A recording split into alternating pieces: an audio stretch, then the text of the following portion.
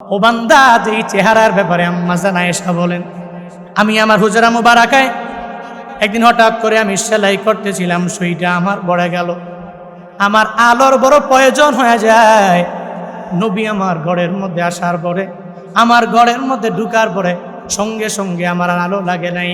নবীর রহমাতুল্লিল আলামিনের চেহারা মুবারকের আলোতে ওই সুইটাকে আমি কুরে আবার সেলাইয়ের কাজের মধ্যে নিযুক্ত হয়ে গেলাম। ওই নবীর চেহারা মুবারক সুন্দর হওয়ার কারণে সায়েমা নিয়া কুলের মধ্যে নিয়া নিজের দুধ বাইটারে সুন্দর করে ঢুলায় আর আমার মাওলার দরবারে আবদার জানায়, ও আল্লাহ, আল্লাহুম্মা বিকিলানা মুহাম্মদ, আল্লাহ গো আমার মুহাম্মদ ভাইটারে তুমি বাঁচায়া রাখো, এই মুহাম্মদে তুমি অনেক পরিমাণে দামি বানায়া দাও। বারবার আমার মাওলার দরবারে ওই হাঁটুর মধ্যে নিয়া দেখবেন ছোট বাচ্চাদেরকে যেমনে ঢুলায়, নবীরে ঢুলাইয়া এভাবে সায়েমা আল্লাহর দরবারে দোয়া করে। আল্লাহর দরবারে সায়েমা কি বলে? আল্লাহুম্মা বিকিলানা মুহাম্মদ, আল্লাহ গো আমার মুহাম্মদ ভাইটারে তুমি হায়াত বাড়ায়া দাও, তার দামি বানায়া দাও, তার মর্যাদা তুমি বাড়ায়া দাও, তার সম্মানটা তুমি অটোমেটিক অনেক পরিমাণে আকাশচুম্বী বানায়া দাও। আল্লাহ কয়, ও পয়গম্বর, আপনারে কেউ নিতে চায় না, দুধমা হালিমার মাধ্যমে আমি আল্লাহ নিয়ে গেলাম। সায়েমা আপনারে কুলের মধ্যে নিয়ে সুন্দর করে বড় করতে লাগলো। ওই জায়গা থেকে আমি রব আপনারে কত পরিমাণে দামি বানালাম। নবীর জন্মের 50-60 বছর পরে হুনাইনের যুদ্ধ হয়েছে। ওই হুনাইনের যুদ্ধে যখন মুসলমানদের বিজয় হয়ে গেল, রহমাতুল্লিল আলামিন বিজয় হওয়ার পরে 6000 কয়েদিকে বন্দি করে ফেলল। নবী একটা তাবু গাড়লেন। ওই তাবুর মধ্যে নবী যখন অবস্থান করে, একটু পরে একটা মহিলা দৌড়াইয়া নবীর দরবারে আসবে। তাবুর ভিতরে ঢোকার জন্য পারমিশন নেয়। একটা সাহাবীকে জিজ্ঞাসা করে, ও সাহাবী, নবীর দরবারে তুমি যাও আর নবীর দরবারে গিয়া বলো তার একটা বোন আছে, ওই বোনটা তার সাথে মুলাকাত করবে। একজন সাহাবী নবীর দরবারে যায় আর যায় বলে, পয়গম্বর, একটা মহিলা আসছে, ওই মহিলাটা নাকি আপনার বোন লাগে, আপনার সাথে মোলাকাত করবে, সাক্ষাৎ করার জন্য চলে আসলো। নবী ডেকে বলে, না না, এই দুনিয়াতে আমার কোনো বোন নাই, বোন আমার বেঁচে নাই। ও সাহাবী, যাও, ওই মহিলার সাথে আমি মোলাকাত করতে রাজি হব না। সাহাবী যাইয়া ওই মহিলাকে জানায়া দেয়, মহিলারে, না, নবী বলেছে নবীর কোনো বোন নাই, তুমি ফেক বোন হতে পারো, তুমি এখান থেকে যাও। ওই তাঁবুতে যাওয়ার ব্যাপারে পারমিশন দেওয়া যাবে না। আবারও রিকোয়েস্ট করে, না, একটা বার আমারে ঢুকার জন্য অনুমতি দাও, আমি আমার ভাইয়ের সাথে আমার একটু মোলাকাত করা লাগবে। সাহাবী আবার যায়। নবীর কাছে যাওয়ার পরে নবী এবার বলে, অনুমতি দিয়ে দিলাম, ওই মহিলাটাকে তুমি আমার সামনে করাইয়া দাও। এবার ওই মহিলাটা যখন নবীর দরবারে চলে গেল, নবীর সামনে যাওয়ার পরে নবী বলে, তোমার পরিচয় কি আমারে জানাও। বলে, ভাই, তুই আমারে চিনো না, আমি হলাম ওই ছোটবেলার তোর দুধ বোন সায়েমা, যেই সায়েমা আমি তোরে কুলের মধ্যে নিয়ে রবের দরবারে এত পরিমাণে দোয়া করলাম, আল্লাহুম্মা বিকিলানা মুহাম্মদ, আল্লাহুম্মা বিকিলানা মুহাম্মদ। ও ভাই আমার, আমি মাওলার দরবারে কত দোয়া করেছি, আল্লাহ গো আমার ভাইটারে তুমি অনেক পরিমাণে দামি বানায়া দিও, আমার ভাইটারে তুমি সম্মানী বানাইও, সর্বোচ্চ সম্মানের লেভেলে পৌঁছায়া দিও। ও ভাই রে, আমি তোর দুধ বোন সায়েমা তোর দরবারে হাজির হয়ে গেলাম। নবী আমার বসা দেখে দাঁড়াইয়া বলে, ও আমার দুধ বোন সায়েমা, আমার দরবারে আসলে আমি তোমাকে চিনতে পারলাম না, আমি মুহাম্মদের তুমি ক্ষমা করে দিও, সঠিক সময়ে তোমাকে সঠিক সুন্দর করে আমি তদারকি করতে পারলাম না। এই ঘটনা থেকে তোমাদের জন্য শিক্ষা আছে রে বাবা, যারা মনে করো নিজের বোনটারে আরেকজনের বাড়িতে পাঠিয়ে দিতে পারলে তুমি অনেক বড় সুখী হয়ে গেলা, এখন আর তোমার কোনো টেনশন নাই, তোমার বিন্দু মাত্র পরিমাণ কোনো চিন্তাও নাই রে বাবা। ও বান্দারা, এই চিন্তা নিয়ে থাকলে হবে না। রিদ্দাকারী মিসলু হাজ্জিল উনসাইন, আল্লাহ পাক জানায়া দিলেন, এদের হক দেওয়া লাগবে, ওই বোনের বাড়িতে যাওয়া লাগবে, বাগিনাদের হক আদায় করা লাগবে। আল্লাহ পাক ওই তোমার বাবার মাধ্যমে তোমার এত পরিমাণ সম্পদ দিয়ে দিলেন। এই যে সম্পদ দিলেন, ওই বোনের বেলায় সম্পদগুলো ইনসাফ কায়েম করে দেওয়া লাগবে। নবী তার দোত বোনের পরিচয় পাইয়া নবী এত পরিমাণে সম্মান জানাইছে। বাবা তুমি একটু শুনে যাও, আল্লাহ পাক নবী ছিলেন কি, নবীরে কি পরিমাণ কাউসার দিয়া দামি বানায়া দিলেন। রহমাতুল লিল আলামিন আমার পয়গম্বর, যেই নবীরে না বানাইলে আমার মাওলা আসমান বানাইতো না, যেই নবীরে না বানাইলে আল্লাহ জমিন বানাইতো না, যেই নবীরে না বানাইলে আল্লাহ দুনিয়ার কিচ্ছু বানাইতো না। ওই নবী এত দামি, সোজা বসা থেকে লাভ দিয়া দাঁড়াইয়া যায়। আরবিদের এখনো নিয়ম আছে, এরা যাদেরকে সম্মান করে এদের পাগড়ি অথবা রুমাল চাদরটা নিচে বিছায়া দেয়। যাকে সম্মান করবে ও তার চাদরের মধ্যেই বসবে, যাকে সম্মান করবে ও রুমালের মধ্যে সুন্দর করে বসবে। নবী আমার বলে, ও দোদবোন আমার সায়মা, আমার চাদর আমি তোমার জন্য এই জমিনের মধ্যে বিছায়া দিলাম। বোন রে তুমি আমার চাদরের মধ্যে বসে যাও। মানেরা ওই চাদর কি পরিমাণ চাদর মনে করছো রে বাবা, ওই চাদর তো সাধারণ দুনিয়ার কোনো চাদর না, ওই চাদর কত পরিমাণে দামি চাদর রে বাবা। নবী মেরাজে গিয়েছে, নবীর সাথে ওই চাদরটা সফর সঙ্গী হয়ে আমার মাওলার সাথে মোলাকাত করল। ওই চাদর এত পরিমাণে দামি, যেই চাদর বিছাইয়া আমার নবী কত নামাজ আদায় করলো। ওই চাদর কত পরিমাণে দামি জানো? ওই চাদর আমার মদিনাওয়ালা নবীর এত পরিমাণে দামি চাদর, যেই চাদর দিয়া রহমাতুল লিল আলামিন নিজের চোখের বাণী মুবারক নবী মুসলেন ওই চাদরটা বিছায়া দিলেন। আর দোদবোন সায়মারে জানায়া দিলেন, ও সায়মা আমি এই চাদর তোমার জন্য বিছালাম, এই চাদরের মধ্যে তুমি সুন্দর করে বসে যাও। বোন আমার, কি জন্য আমার দরবারে আসলা? আজকে তুমি যা বলবা সব আমি এক এক করে পূরণ করে দিব। এবার সায়মা জানায়া দেয়, ভাই আমার তুমি কেন আসছি জানো নি? হুনাইনের প্রান্তরে যুদ্ধের ময়দানে যাওয়ার পরে ৬,০০০ কয়েদি তোমার হাতে বন্দী হয়ে গেল। এরা তাঁবুর মধ্যে বন্দী হয়ে আছে। ওই ৬,০০০-এর ভিতরে একজন আছে, যেটা ওখানে আমার স্বামীও আছে, মানে তোমার দোদবোনের স্বামীটা ওই জায়গায় তাঁবুর মধ্যে কয়েদি হয়ে গেল, বন্দী হয়ে তোমার দরবারে তোমার হাতের মধ্যে আছে। আমি আসছি, আমি জানি আমারে তুমি ফিরাইয়া দিবা না, আমার স্বামীটাকে তুমি সুন্দর করে এখান থেকে সাদরে বের করে দিবা। নবী আমার ডেকে বলে, ও দোদবোন সায়মা তুমি আমার জন্য লাইফে এত পরিমাণ কষ্ট করলা, আজকে ৬,০০০ কেন ১০,০০০ কয়েদিও যদি আমি বন্দি থেকে মুক্তি করে দেই, আমার কারো কাছ থেকে পারমিশন নেওয়া লাগবে না। আল্লাহ পাক তোমার দোয়ার বদৌলতে আমি মুহাম্মাদের এত দামি বানাইছি, পুরা দুনিয়া আমার নবীর জন্য পাগল। ও সায়মা চিন্তা করার কোনো দরকার নাই, তোমার একজন স্বামীর আমি বিদায় করে দিব এমন না, আমি আজকে তোমার স্বামীর বদৌলতে আরো ৫,৯৯৯ জন কয়েদি আমার দরবারে আছে। আমার এত পরিমাণে পাওয়ার আমার মাওলা আজকে আমারে দিয়ে দিলেন। আমি এতিম ছিলাম, আল্লাহ আমারে দামি বানায়া দিলেন। আজকে যাও যাও, তোমার স্বামীর বদৌলতে তোমার উসিলা দিয়া আমি ৬,০০০ বন্দীকে এখনই মুক্তি করে দিলাম। রহমাতুল লিল আলামিন নবীকে আমার মাওলা ২টা ছেলে দিলেন, নিয়ে চলে গেলেন। ৩ নাম্বার ছেলের নাম হলো হযরত ইব্রাহিম রাদিয়াল্লাহু আনহু। এই ৩ নাম্বার ছেলেটা যখন নবীর সামনে অসুস্থ হয়ে বলল, ২টা ছেলে আল্লাহ দিলেন, নিয়ে চলে গেলেন। ৩ নাম্বার ছেলেটা অসুস্থ হয়ে বলল, নবীর মনটা বড় খারাপ। রহমাতুল লিল আলামিন যেখানেই যায় চোখের পানি ফালায়া ফালায়া নবী কান্না করে, আল্লাহর কাছে বলে, ও মালিক ২টা ছেলে তুমি দিলা, ২টা ছেলে তুমি নিয়ে চলে গেলা, ৩ নাম্বার ছেলেটা আমার অসুস্থ হয়ে পড়ে রইল। আমার দুশমন যারা, এদের সন্তানের অভাব নাই, এক একজনের ৭ জন ৮ জন ৯ জন করে তুমি ছেলে দিয়ে দিলা, আমার ছেলে নেই। নবীর মনটা যখন খারাপ হয়ে যায়, ২টা ছেলে আল্লাহ নিয়ে গেল, ইব্রাহিম অসুস্থ হয়ে পড়ে রইল। কয়েকদিন পরে ওই ইব্রাহিম রাদিয়াল্লাহু আনহু নবীর দরবার থেকে আল্লাহ পাক নিয়ে চলে গেলেন। এই বাবারা, অনেক বছর ওয়েটিংয়ে থাকার পরে যদি আল্লাহ পাক একটা ছেলে অথবা মেয়ে দিয়ে দেয়, কি পরিমাণ মায়া!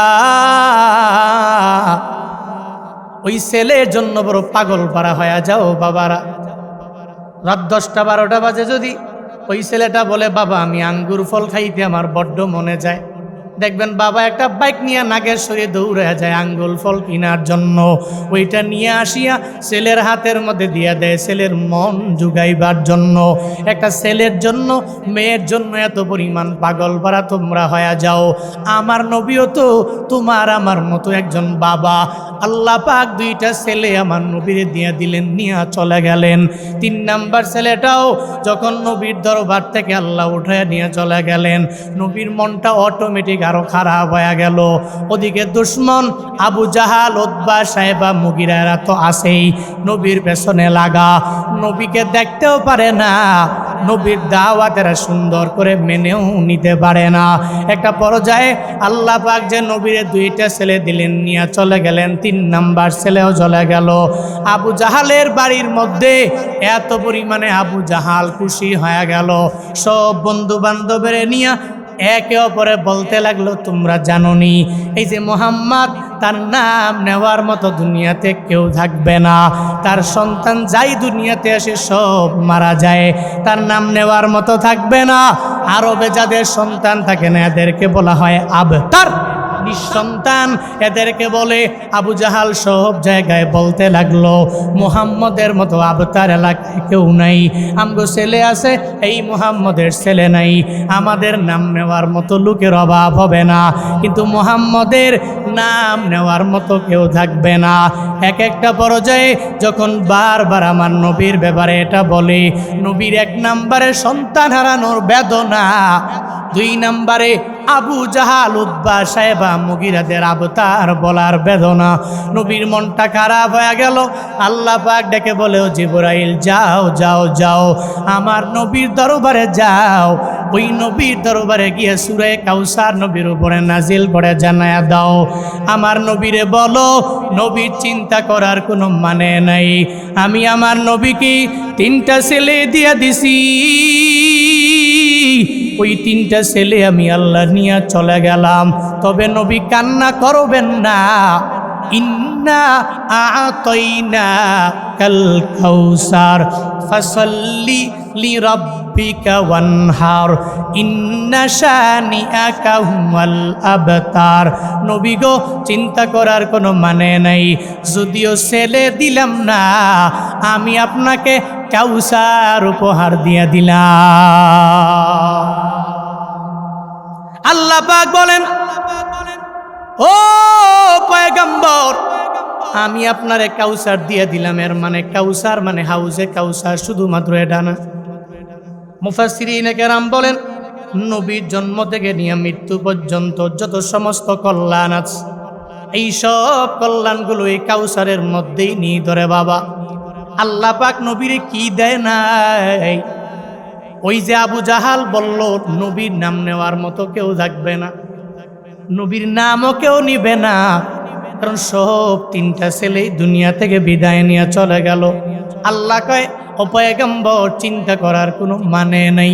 আমি আপনাকে এত পরিমাণে একটা কাউসার আপনারে দিয়ে দিলাম। যদিও আপনার ঔরসজাত কোনো সন্তান দুনিয়ার মধ্যে থাকবে না, কিন্তু আপনার নাম নেওয়ার মতো দুনিয়াতে সন্তানের অভাব হবে না। আপনার নাম নেওয়ার জন্য দুনিয়াতে মানুষের কোনো অভাব হবে না। আজও ওই নবীর জন্য পাগল পারা উম্মত আছে না নাই? ওই নবীর মদিনায় যাওয়ার জন্য পাগল পারা উম্মতের অভাব নাই। একটা গরিব মানুষ রিক্সা চালায়া খায়, এরপরে ওরা জিগাইবা, এই রিক্সাওয়ালা, মদিনায় তুমি যাইবানি? বলে, আমার তো টাকা নাই। আল্লাহ যদি আমারে তৌফিক দেয়, আমি মক্কা মদিনায় উমরা করার জন্য যাব। দুনিয়াতে এমন কোনো মুসলিম নাই যারা মদিনায় নবীর রওজায় যেতে চায় না। দুনিয়াতে এমন কোনো মুসলমান নাই যারা আমার আল্লাহর ঘর বাইতুল্লাহ জিয়ারা করার জন্য চায় না। সব বাইতুল্লাহর জন্য বড্ড পাগল পারা। বান্দারে, ওই নবীর জন্য কেন এখনো চোখের পানি ফেলায়া তুমি কান্না করলা? ওই নবীর ব্যাপারে বয়ান যখন উলামায়ে কেরাম করি, একটা মানুষ কান্না করে করে করে চোখের পানি ফালাইয়া বক্তার সামনে অটোমেটিক কান্না করে কেন? ওটা সব আমার মাওলার করুণা। আমার মাওলা নবীর প্রতি এত পরিমাণের দয়া করলেন, আল্লাহ জানায়া দিলেন, নবী আপনি চিন্তা করার কোনো মানে নাই। আবু জাহালের নাম নেওয়ার মতো দুনিয়াতে কেউ থাকবে না। ওই উতবা সাহেবা মুগিরা, এদের নাম নেওয়ার মতো কেউ থাকবে না। কিন্তু নবী গো, আপনার নাম নেওয়ার মতো এমন একটা উম্মতের গুডলি তৈরি হয়ে যাবে। পৃথিবীর আনাচে কানাচে এরা আপনার জন্য চোখের পানি ফেলায় কান্না করবে। আপনি নবীর রওজার সামনে দাঁড়াইয়া এরা আপনি নবীকে সালাম দেওয়ার জন্য এত পরিমাণে এরা বড় পাগল পারা হয়ে যাবে। নবী গো, চিন্তা করার কোনো দরকার নাই। ও কুড়িগ্রামের মুসলমান, আল্লাহ পাক যে নবীর এই কাউসার দিয়ে দিলেন আজও পর্যন্ত বহাল। এই যে ময়দানে আসছো, মদিনায় যেতে চায় না এমন কোনো বান্দা নাই। আমার নবীর রওজার সামনে গিয়া দাঁড়াইয়া নবীরে সালাম দিতে চায় না এমন কেউ নাই। এই রমজান মাসে আসরটাকে সামনে রাখিয়া 19 রমজানটারে সাক্ষী বানাও। এই রমজানে ফেরেশতা রহমতের ফিরিস্তারা ডানে বামে অভাব নাই, এদের সাক্ষী বানাও। ওই মদিনায় কারা কারা যেতে চাও, দুইটা হাত তুলে আমার মাওলারে দেখাও। আল্লাহ জীবনে একবার হলেও মদিনায় যাওয়ার তৌফিক দান করেন। জোরে পড়েন, একটা আওয়াজ করে পড়েন, মন থেকে পড়েন আমিন। মনে বড় আশা ছিল যাব মদিনায়, মনে বড় আশা ছিল যাব মদিনায়। সালাম আমি করব গিয়ে, সালাম আমি করব গিয়ে নবীর রওজায়,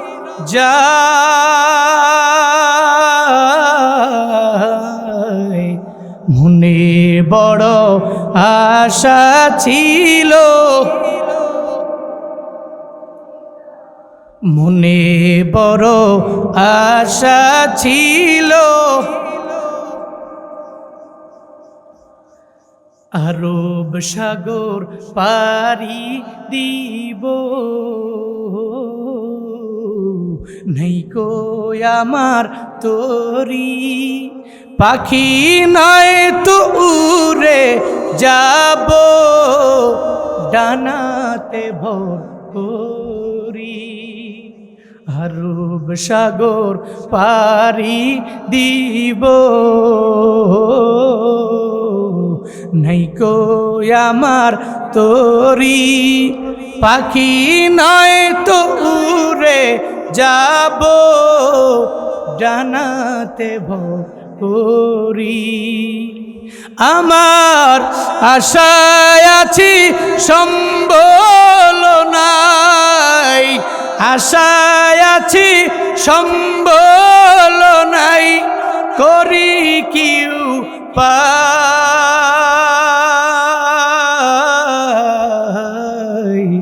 মনে বড়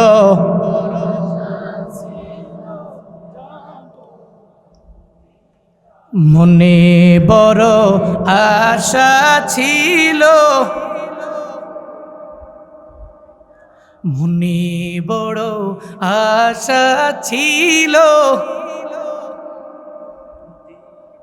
আল্লাহ জীবনে একবার হলেও মদিনায় যাওয়ার তৌফিক দান করেন। আল্লাহ এই রমজানে আমাদের দোয়া আপনি কবুল করে নেন। একটু আওয়াজ করে পড়েন আমিন।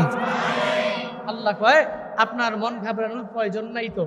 আবু জাহাল আপনাকে আবতার বলে, উতবা সাহেবা মুগিরা আপনাকে আবতার বলে, কিন্তু নবী হে আমি আপনাকে এমন এক কাউসার দিয়েছি, মনে রাখবেন, ইন্না শানিয়া কাহুয়াল আবতার। এরা আপনারে আবতার বলে, আর এরাই তো মূলত নিঃসন্তান হবে। আবু জাহালের নাম নিবে, তবে থুতু নিক্ষেপ করে নিবে, এদের নাম নেওয়ার মতো কেউ থাকবে না। কিন্তু নবী হে, আমি আপনাকে এমন এক কাউসার দিলাম, আপনি চিন্তা করবেন না, টেনশনে পড়ার দরকার নাই, চোখের পানি ফালানোর দরকার নাই। আমি আপনাকে এমন কাউসার দিয়েছি, আপনার শুরু থেকে নিয়ে শেষ পর্যন্ত সমস্ত কল্যাণ এই কাউসারের মধ্যেই নিহিত আছে। পড়ে না সুবহানাল্লাহ।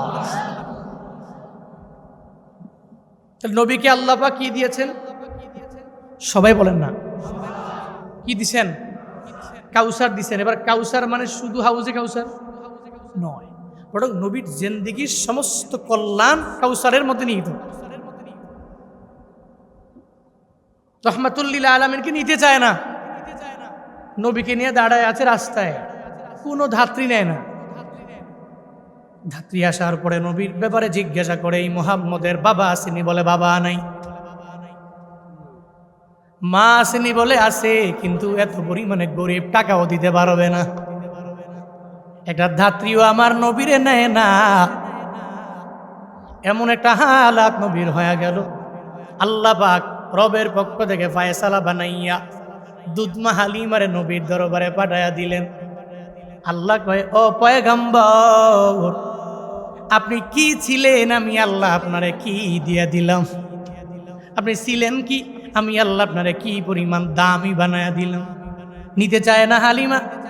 এরপরে জোরাজুরি করে যখন নবীরে নিয়ে চলে গেল, বরকত বেড়ে গেল। লম্বা চোরা কথা, কিন্তু আল্লাহ পাক নবীরে যে কাউসার দিয়া দিলেন, বান্দা একটু মনোযোগের কান লাগায় শুনবা। আল্লাহ কয়, নবী আপনি ছিলেন কি, আমি আল্লাহ আপনারে কি পরিমাণ দামি বানালাম। হালিমার ঘরে যখন নবী যায়, ওই ঘরের মধ্যে নবী লালিত পালিত হতে লাগলেন। রবের ফায়সালা। একটা দুধ বোন আছে, ওই দুধ বোনের নাম হলো শায়েমা। কি নাম? কি নাম? শায়েমা দুধ বোন। একটা স্তনের দুধ নবী পান করে, আর একটা স্তনের দুধ নবী মুখেও দেয় না। নবী ওই সময় থেকে কি পরিমাণ ইনসাফ নিজের দুধ বোনের ব্যাপারে করে।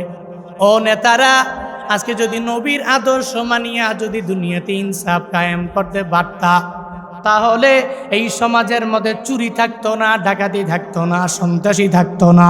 অটোমেটিক এই সমাজের লোকেরা আল্লাহওয়ালা হয়ে যাইতো, ঠিক কিনা? কিন্তু আমাদের সমাজের নেতারা কেমন হলো? ধনীর বেলায় একরকম, গরিবের বেলায় আরেক রকম, ঠিক কিনা? আপনার এলাকায় নাই, আমার এলাকায় আছে। এর টাকার উপর ডিপেন্ড করে বিচার চলে। ধনী টাকা দিতে পারবে বলে ধনীর পোলার বেলায় কোনো বিচার নাই, কিন্তু গরিবের পোলা টাকা দিতে পারবে না বলে গরিব বলে ওর বেলা 16 আনা বিচার করে। আছে না নাই? আল্লাহ দরবার হিসাবের কাঠগড়ায় দাঁড়াতে হবে, ওদিন পাই টু পাই হিসাব দেওয়া লাগবে। চিল্লা কও, ঠিক কিনা? মনে রাখবেন, আপনি ইমাম, আপনি নেতা, আপনি leader. So as a leader আপনি ইনসাফ কায়েম করতে হবে। আর ইনসাফ কায়েম করলে ফায়দা আছে তো। আপনি ইমামে আদেল হতে পারলে যেদিন কোনো ছায়া থাকবে না, শুধু আরশে মুআল্লার ছায়া থাকবে। আল্লাহ পাক ওদিন আপনাকে মায়া করে আরশে মুআল্লার নিচে জায়গা করে দিবে। কিন্তু কিছু কিছু নেতা আছে ভালো, যথেষ্ট ইনসাফ কায়েম করতে পারে, আদেল হয়। আমার এলাকায় আছে একজন নেতা, খুব ভালো মানুষ। মানুষ তারে টাকা দিয়ে হেল্প করে এরপরে চেয়ারম্যান বানাইছে। ঢাকা থেকে নিজের টাকা খরচ করে এসে ভোট দিস। বুঝেন নাই? মাঝে মাঝে কিছু এলাকায় কিছু মানুষ থাকে যে এই লোকটার জন্য এত পরিমাণে পাগল, নিজের পক্ষ থেকে টাকা পয়সা ব্যয় করে এরপরে এসে ভোট দেয়। আছে না? ভালো লোক নাই? এই আছে না নাই? আবার কিছু আছে এমন খাইস্টা, মানুষ সামনাসামনি সুনাম করে, পিছনে বদনাম করে। সামনাসামনি বললে জানে যে উপায় খারাপ, পরে চায়ের দোকানে বসে বসে বদনাম করে। কি আছে না নাই? নেতারা ইমামে আদেল হওয়া, নবীর মতো হওয়া লাগে। নবীর আখলাক যেমন ছিল, চরিত্র যেমন ছিল, নবীর আদর্শ যেমন ছিল, এই আদর্শ যদি লালন করে কোনো ব্যক্তি, কোনো নেতা যদি আদর্শবান হতে পারে, আল্লাহর কসম একবার, দুইবার, তিনবার উনি যেই গণ্ডির নেতা, যেই এলাকার নেতা, ওই এলাকায় চুরি থাকবে না, ডাকাতি থাকবে না। কারণ চোর তো জানে আমি চুরি করলে আমার নেতা শায়েস্তা করবে। আমাকে আদালতের সর্বোচ্চ কাঠগড়ে আমাকে দাঁড় করাবে। কিন্তু চোর যদি বুঝে যে আমার নেতা আমি চুরি করার পরেও বাম হাতে কিছু টাকা মুঠ করে ঢুকাইয়া দিলেই আমার চুরির বিচার আর হবে না, ডাকাতির বিচার আর হবে না, দুর্নীতির বিচার হবে না, তাহলে অটোমেটিক চোর বাড়বে না কমবে? এই ডাকাত বাড়বে না কমবে? দুর্নীতিবাজ বাড়বে না কমবে? আল্লাহ পাক আমাদের ইমামদেরকে আদেল বানিয়ে দেন। জোরে পড়েন আমিন। হুজুরদের বেলায় যেই বিচার করবেন সবার বেলায় একই বিচার করবেন। হুজুরের বেলায় যেই বিচার হবে, আওয়ামের বেলায় সেই বিচার হবে। একজন ইমামে আদেল নিজে হবেন। আল্লাহ তৌফিক দান করেন। মনে করবো কি, বলবো কি, আমাদের উচ্চ লেভেলের নেতারাও তো এমনই হালাত। হুজুর এটা দোষ করলে এটা এত বড় চোখে দেখে, যদিও দোষ না, কিন্তু হুজুর ছাড়া অন্য কেউ দোষ করলে এর বিন্দু মাত্র পরিমাণ কোনো ক্ষতিও হয় না, ও রিল্যাক্সে চলছে। দেখেন আমাদের সমাজে এই যে যুবকরা যারা আছো, তোমরা নাটক দেখো, নায়ক নায়িকা ছবি দেখো, এদের আখলাক দেখো না মাঝে মাঝে। বিয়ের খবর নাই, স্ট্যাটাস দিছে একটা বেবি আমার কোলে আসছে, বেবিটা কার বলুন তো? তো কমেন্টে যায় লেখে বেবিটা আমারই। তো বিয়ে করছেন কবে? এটা আমাদের ব্যক্তিগত বিষয়।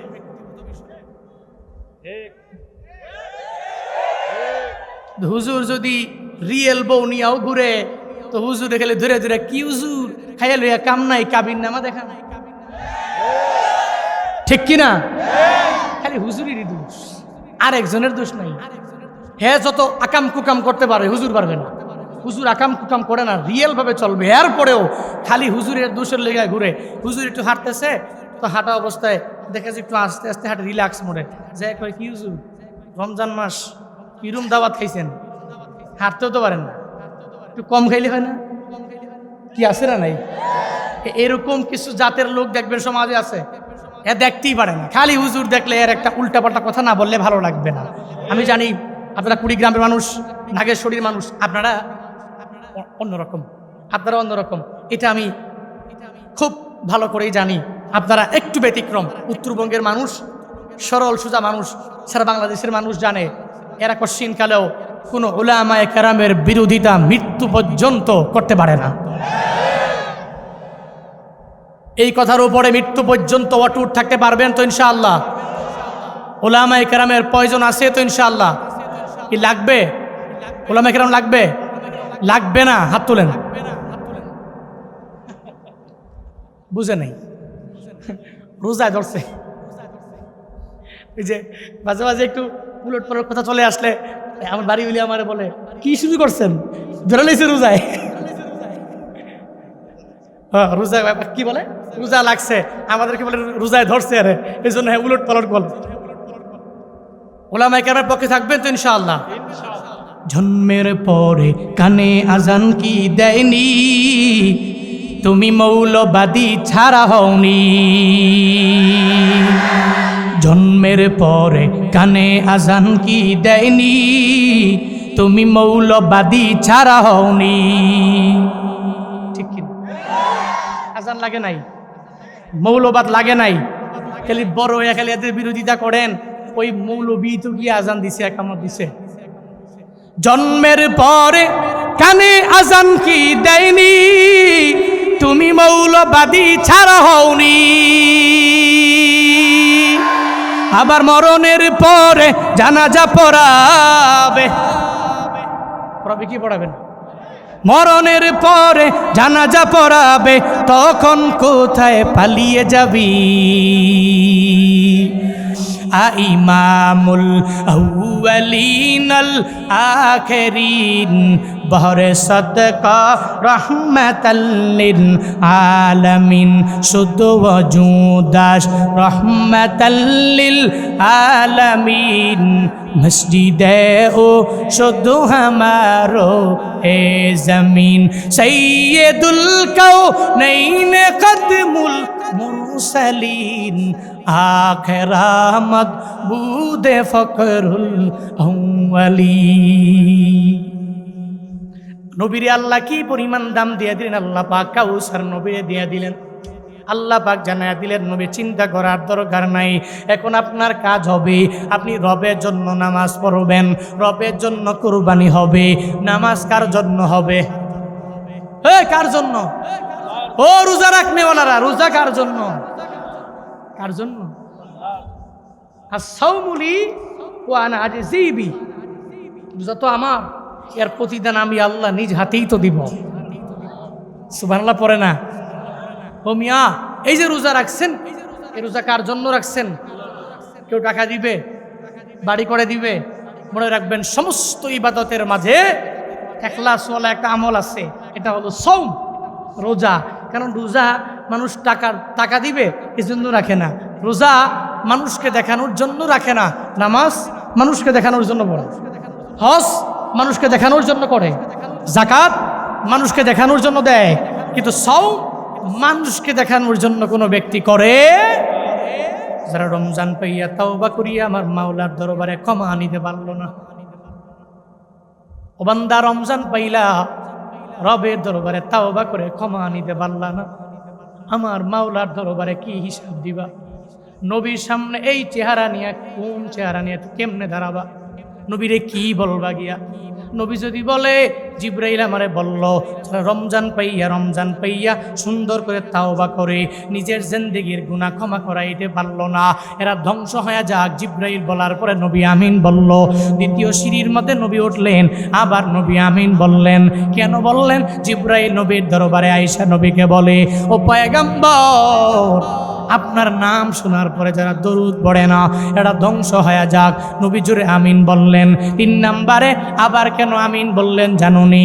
জিব্রাইল নবীর দরবারে আসলেন, নবীরে জানায়া দিলেন, নবী আমার, আপনার যে উম্মতেরা এদের মা বাবারে পাইলো, মা বাবারে পাইয়া বিদ্যা পাইয়া মা বাবার খেদমত যারা করতে পারে নাই, ওই মা বাবার থেকে দোয়া নিয়ে যারা চলতে পারে নাই, এরা ধ্বংস হয়ে যাক। নবী জোরে আমিন বলেন।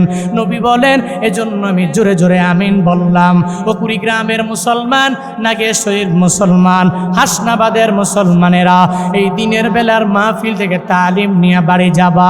এই সামনের 11টা দিন তাওবার মাধ্যমে কাটাইয়া দিবারে বাবা, জিকিরের মাধ্যমে কাটাবা, তুমি কুরআন তিলাওয়াতের মাধ্যমে কাটাইয়া দিবা, কদরের রাতটাকে তালাশ করে নিয়ে যাবা। আরে বাকি দিনগুলোতে নবীর উপরে বেশি বেশি দুরূদ পড়বা। ইতিকাফের নিয়ত যারা করেছেন, আল্লাহ তৌফিক দান করেন, সুন্দরভাবে মুতাকিফ হওয়ার তৌফিক দান করেন। আমিও দোয়া করি, 1 জন না 2 জন, 4 জন, 5 জন ব্যক্তি মসজিদে বসবেন, এরপরে ইতিকাফ করবেন। রমজানের বাকি দিনগুলা আমলের মাধ্যমে কাটাবেন। এই ময়দানে বাকি রমজানে তাওবার মাত্রা বাড়াইয়া কান্নাকাটি করে আমার মাওলার দরবারে ক্ষমা নিয়ে বাড়ি যাবেন। কারা কারা 2টা হাত তুলে আমার মাওলাকে দেখায়া দেন। ও দয়ার মালিক, এই ময়দানের দিকে তাকায়া দেখো রে আল্লাহ, এই ময়দানে তোমার বান্দারা 2টা হাত বাড়াইলো, রোজা রাইখা তোমার দরবারে আমরা হাত বাড়াইলো। আমাদের প্রত্যেককে তুমি তাওবাওয়ালা একটা জিন্দেগি দান করো আল্লাহ, ইস্তিগফার করার তৌফিক দান করো, জিকির আজকার করার তৌফিক দান করো। তোমার খাস বান্দা তুমি আমাদের সবাইরে বানায় নাও। পড়েন আমিন। আর সুরে পড়েন আমিন। আলহামদুলিল্লাহি রাব্বিল আলামিন, والصلاة والسلام على سيد الأنبياء والمرسلين وعلى آله وصحبه أجمعين. رب ارحمهما كما ربياني صغيرا. رب ارحمهما كما ربياني صغيرا. ও দয়ার মালিক, কুদরতের নজর দিয়ে তাকায়া দেখো আল্লাহ, এ বিশাল ময়দানের মাঝে রোজা রাখনেওয়ালা রোজাদার তোমার বান্দাগুলো নিয়ে হাত বাড়াইল। আয় আল্লাহ, এই দিনের বেলা চাইলেই পানি পান করতে পারে, কিন্তু রোজাদার বান্দাগুলো পানি পান করে না। আল্লাহ গো, চাইলেই ফ্রিজে খাবারের অভাব নাই, চাইলেই খাবার খেতে পারে, দুনিয়ার কেউ দেখবে না, এর উপরেও খায় না। আয় আল্লাহ, আপনার ভয় অন্তরে নিয়ে এই রোজা রাখনেওয়ালা বান্দাগুলো এত কষ্ট করে এই মাজলিসে বয়ান শোনার জন্য, আমি গুনাহগারের জবান থেকে বয়ান শোনার জন্য এই আসর থেকে সামনে রেখে আপনার দরওয়াজায় হাত বাড়াইছি। আমি গুনাহগার হাত বাড়ালাম, জিন্দেগির সমস্ত গুনাহগুলো আপনি নিজ গুণে ক্ষমা করে দেন আল্লাহ। দুনিয়ার ভিক্ষুক এক দরওয়াজায় ভিক্ষা না পাইলে আর এক দরওয়াজায় যায়, আরেক দরওয়াজায় ভিক্ষা না পাইলে আরেক দরওয়াজায় যায়, কিন্তু আপনি আমাদের এমন মালিক, আপনার দরওয়াজা থেকে ফিরে দিলে যাওয়ার আর জায়গা হবে না। আল্লাহ গো, জিন্দেগীর সমস্ত গুনাহগুলো মাফ করিয়া আমাদের প্রত্যেককে আপনি বেগুনা মাসুম বানায়া দেন রে আল্লাহ। ও দয়ার মালিক, এই ময়দানে 3 শ্রেণীর লোক নিয়ে হাত বাড়ালাম, কার যেন মা নাই, কার যেন এই ময়দানে বাবা দুনিয়ায় নেই। কেউ এরকম এতিম হয়ে গেছি, ময়দান থেকে বাড়িতে যাওয়ার পরে নিজের মায়েরও পাবে না, বাবারেও পাবে না। আল্লাহ গো, যাদের মা নাই, মায়ের কবর তুমি জান্নাতের বাগান বানায় দাও। যাদের বাবা নাই, বাবার কবর তুমি জান্নাতের বাগান বানায় দাও। যাদের মা বাবা বেঁচে আছেন, মা বাবার খেদমত করার তৌফিক দান করো আল্লাহ। মা বাবার দোয়া নিয়ে চলার তৌফিক দান করো। আয় আল্লাহ, মাদ্রাসার উদ্যোগে যে মাহফিল দেওয়া হলো, এই মাদ্রাসা তুমি কবুল করে নাও। এই মাদ্রাসা তুমি দিনের মার্কাজ বানায়া দাও। মাদ্রাসার কমিটি বৃন্দকে কবুল করে নাও। সভাপতি সাহেব দোয়া চেয়েছেন, আয় আল্লাহ, ওনাকেও তুমি দিনের জন্য কবুল করে নাও। পরিবারের মধ্যে খায়ের বরকত দিয়া ভরপুর করে দাও। আয় আল্লাহ, পরিবারের প্রত্যেককে সুস্থতার নিয়ামত দান করে দাও। মক্কা মদিনার মেহমান না বানায় কবরে নিও না রে আল্লাহ। আয় আল্লাহ, মাদ্রাসার সেক্রেটারি কেশিয়ারদেরকে নিয়ে হাত বাড়ালাম, মাদ্রাসার বিভিন্ন কমিটিদেরকে লইয়া, মাদ্রাসার মুহতামিম, আয় আল্লাহ, নায়েবে মুহতামিম, আসাতিজায়ে কেরাম নিয়া, তুলাবায়ে ইলমের দিন নিয়া, হুফাজে কুরআনদেরকে লইয়া আপনার দরওয়াজায় হাত বাড়ালাম। আমাদের প্রত্যেককে আপনি দিনের জন্য কবুল করে নেন রে মাওলা। ও দয়ার মালিক, আমাদের প্রত্যেকের রোজাগুলো কবুল করে নেন, আমাদের নামাজগুলো কবুল করে নেন, আমাদের সাহারিগুলো কবুল করে নেন আল্লাহ, আমাদের ইফতারগুলো কবুল করে নেন, আমাদের নেক আমল কবুল করে নেন, আমাদের তারাউইহ কবুল করে নেন, আমাদের তাহাজ্জুদ কবুল করে নেন, আমাদের ইশরাক কবুল করে নেন, আমাদের আওয়াবিন কবুল করে নেন, আমাদের নফল ইবাদত কবুল করে নেন, আমাদের তিলাওয়াত কবুল করে নেন। এই রমাদানে তাওবার মাত্রা বাড়ায় দেওয়ার তৌফিক দান করেন আল্লাহ। এই রমাদানে জিন্দেগীর সমস্ত গুনাহগুলো ক্ষমা করাইবার তৌফিক দান করে। আয় আল্লাহ, যারা রোজা রাখে না এদেরকে হেদায়েত দান করেন। আয় আল্লাহ, এদেরকে আপনার হাতে দিলাম, হেদায়েত নামক দৌলত দান করেন আল্লাহ। আমাদের সবাইকে সুস্থতার নিয়ামত দান করেন আল্লাহ। আমি গুনাহগার বলার পরে যারা 1 বাইন 2 বাইন 1.5 বাইন হাফ বাইন টিন দিয়ে দিল, 1 পিস করে দিয়ে দিল, বড় থেকে বড়, ছোট থেকে ছোট দানগুলো কবুল করে নেন আল্লাহ। এই দানকে উসিলা করে করে প্রত্যেকের মনের নেক বাসনা পূরণ করে দেন রে আল্লাহ। দানকে উসিলা করে করে প্রত্যেকের পারিবারিক কবরস্থান জান্নাতের টুকরা বানায়া দেন। আমাদের প্রত্যেককে নামাজি বানায়া দেন। কত মা বোনের আমি গুনাহগারের সাথে হাত বাড়াইল, মা বোনদের মনে কি আশা, প্রাণে কি ব্যথা আমি জানি না। মা বোনদেরকে আবেদা বানায়া দেন, জাহেদা বানায়া দেন, মুসল্লিয়া বানায়া দেন, মুজাক্কিয়া বানায়া দেন, কনেতা বানায়া দেন, রাবেয়া বসরির মতো উলিয়া বানায়া দেন আল্লাহ। ও দয়ার মালিক, আজকের এই মাহফিল নাজাতের উসিলা বানায়া দিয়েন। হাসরের ময়দানে আমাদের সবাইরে একসাথে জান্নাতে যাওয়ার তৌফিক দান করুন। আমাদের দানগুলো কবুল করিয়া এগুলো নাজাতের উসিলা বানায়া দিয়েন আল্লাহ। এক ভাই দোয়া চাইলেন, গত বছর বাবা দুনিয়ায় বেঁচে ছিল, এ বস্তু নেই, মনটা বড় খারাপ, বাবার জন্য বড় পাগল পারা। যাদের বাবা নাই, বাবার কবর জান্নাতের বাগান বানায় দেন আল্লাহ। আয় আল্লাহ, এই এলাকার সমস্ত সংগঠনগুলো আপনি কবুল করে নেন আল্লাহ। আয় আল্লাহ, সমস্ত সেবা ফাউন্ডেশন আপনি কবুল করে নেন আল্লাহ। হাসনাবাদের যুব সংগঠন আপনি কবুল করে নেন আল্লাহ। এদের কার্যক্রমগুলো মৃত্যু পর্যন্ত কায়েম দায়েম রাখেন আল্লাহ। যে যে আশা নিয়ে হাত বাড়াইছে প্রত্যেকের মনের নেক বাসনা পূরণ করে দেন। মদিনাওয়ালা নবীর উসিলায় আমাদের দোয়া মোনাজাত কবুল করে নেন আল্লাহ। মৃত্যু পর্যন্ত দিনের কাদেম বানায় দেন আল্লাহ। ফিলিস্তিনি মুসলমানদেরকে আপনার হাতে দিলাম, আপনি জিম্মাদার হয়ে যান আল্লাহ। ইসরাইল নামক দেশটাকে এই পৃথিবী থেকে নিশ্চিহ্ন করে দেন রে মাওলা। আমার মুসলমান ভাইদেরকে আপনার হাতে দিলাম, আপনি জামিনার জিম্মাদার হয়ে যান রে আল্লাহ। আয় আল্লাহ, আমাদের সবাই রে আপনার হাতে সফর্দ করে দিলাম, আমরাও হয়ে গেল প্রত্যেকের জামিনার জিম্মাদার হয়ে যান।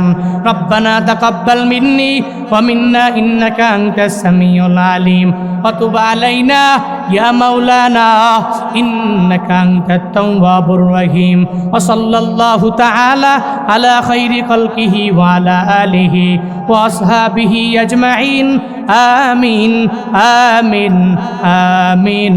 ওয়ারহামনা মাআহুম ওয়ারহামনা মাআহুম। হে আল্লাহ, আমার ভাই আব্দুল গফফার ভাই, আপনি ওনাকে কবুল করে নেন আল্লাহ। এই মাদ্রাসার জন্য পরিশ্রম করেন, আপনার হাতে দিলাম, জিম্মাদার হয়ে যান। আজকের এই ময়দানে যারা বয়ান করেছেন প্রত্যেকটা বক্তা ভাইকে কবুল করে নেন। ওয়ারহামনা মাআহুম ওয়ারহামনা মাআহুম বিরহমাতিকা ইয়া আরহামার রাহিমিন। আসসালামু আলাইকুম ওয়া রাহমাতুল্লাহি ওয়া বারাকাতুহু।